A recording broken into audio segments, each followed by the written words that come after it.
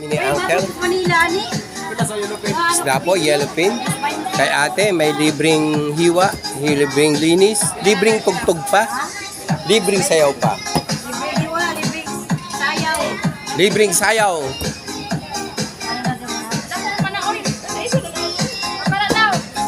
Dito po tayo sa dry market ng Ormoc City.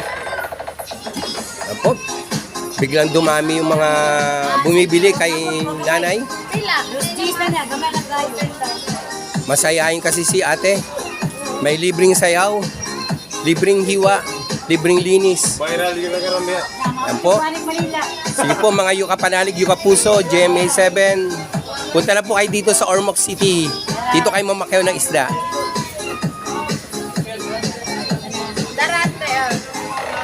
Pastor, asan ka na? Wala si Pastor. Gulay ka, gulay. Gulay. Gulay doon. Mabait si ate, binigay sa atin yung sukli ha. Hinabol pa talaga tayo. Ayun, yung nabili nito. Talagang ang bait-bait. Nakalimutan mo. Ay, tiningnan yung alimango, nung makita niya alimango, confirm. Alimango ko to, sabi niya. Nagpakilala yung alimango eh. Thank you po ate. God bless you. God bless. So, andito po tayo sa Ormoc City. Napakabait po ng mga tendera.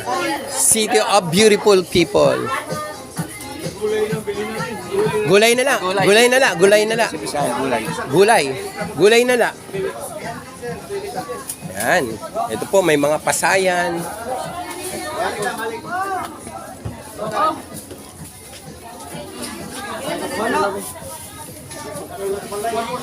Namamakyaw po tayo dito sa Ormoc City Dry Market. Land of beautiful people. Wet market. Ito po ang wet market ng Ormoc.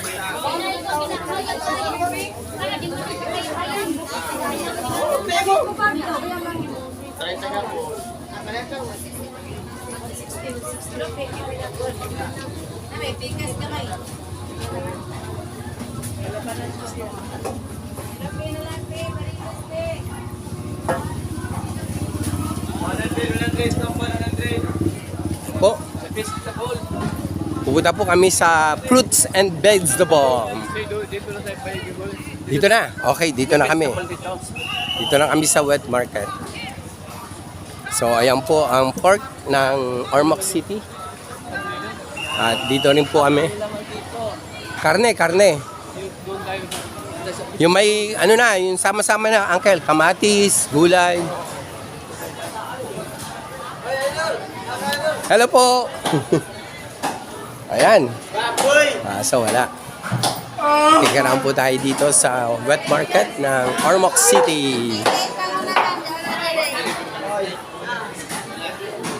Land of beautiful people. Yan po, talagang land of beautiful people.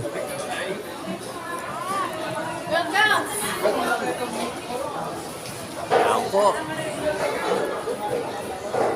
Sariwa po ang mga karne. Pati yung mga tindera nagagandahan po. Land of beautiful people. Ayan, uncle. Doon lang tayo.